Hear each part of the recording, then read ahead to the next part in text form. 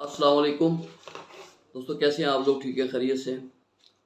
मौजू तो जो भी रोज़ हमारा होता है मशवरों के हवाले से वो अहम ही होता है, लेकिन कुछ मौजू ऐसे होते हैं कि जो बहुत ज़्यादा अहम होते हैं और बड़े ज़रूरी होते हैं। ये मौजू जो है, जो मैं बात अभी आपसे करने लगा हूँ, जिसका मशवरा आपको देने वाला हूँ, ये बड़ा हो, जवान हो, कोई भी शख्स हो, ये हर एक के लिए ज़रूरी है। इसमें असल में ये मसला ये हुआ कि ये मेरे पास अभी एक मामले में ये लोग आए, उनका ये केस था कि इन्होंने कोई एक अपना जानवर था, वो गाय या मतलब बैल वगैरह, तो इन्होंने वो फ़रोख्त किया 80,000 रुपये में।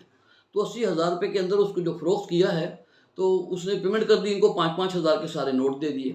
अब बहुत सारे लोग ये जो इस तरह की थोड़ा-सी कारोबार करते हैं कि अपने जानवरों को सड़कों पे खड़ा करके बेचते हैं, या चलो वैसे भी बेचते हैं, मंडियों में ले जाके भी, स्कूटरों के कारोबार हैं, मुख्तलिफ़ खरीदो-फ़रोख्त की चीज़ें जो होती हैं, तो लोग उनसे ख़रीदने के लिए आते हैं। जो वहाँ पर सादा लोग भी होते हैं और वो ऐसे शिकार की तलाश में होते हैं। तो उन्होंने इस बंदे से जो है ना, वो बैल इसका ख़रीद लिया 80,000 रुपये के अंदर। तो 80,000 रुपये के अंदर वो छोटा बैल होगा या जिस साइज़ का भी, वो बैल उन्होंने लिया और वो चले गए, पैसे देकर वो बैल ले गए। अब वो इसी तरीके से कोई 8-10 दिन गुज़र गए, उन्होंने वो पैसे ले जाके घर में रख दिए, क्योंकि ये लोग जो हैं अपने कारोबार के सिलसिले में कोई ना कोई चीज़ ख़रीदनी होती है, इन्होंने कुछ करना होता है, तो पैसों को बाद वक़्त घर में रखते हैं। तो उन्होंने भी, वो सादा लो आदमी, उन्होंने भी पैसों को घर में रख लिया। उन्होंने 10-12 दिन के बाद कोई 5,000 का एक नोट निकाला और वो भेजा बच्चे को, दुकान से कोई चीज़ ले आओ। जब वो वहाँ गया तो उसने कहा ये जाली है।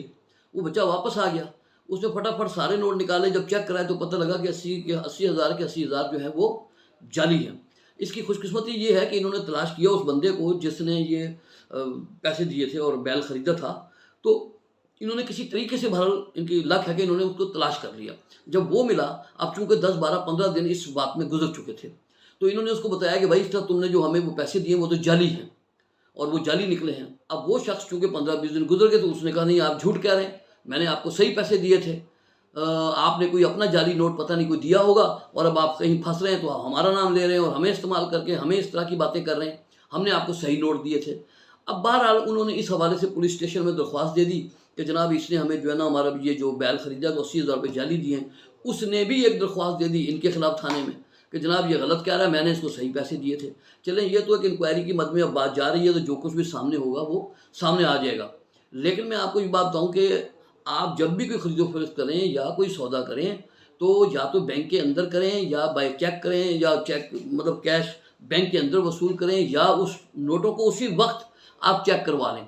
ये बात मैंने सिर्फ इसलिए ये की है कि आज ये वाक़या चूँकि पेश आया, मेरे पास ये केस भी है, तो इस हवाले से मैं आपको सिर्फ ये बताना चाह रहा हूँ, ताकि अगर कोई बंदा ये सुनकर कोई एक भी महफूज हो जाए, तो मैं समझता हूँ कि चले, हमारी इस कोशिश का कोई ना कोई रंग निकल आया है।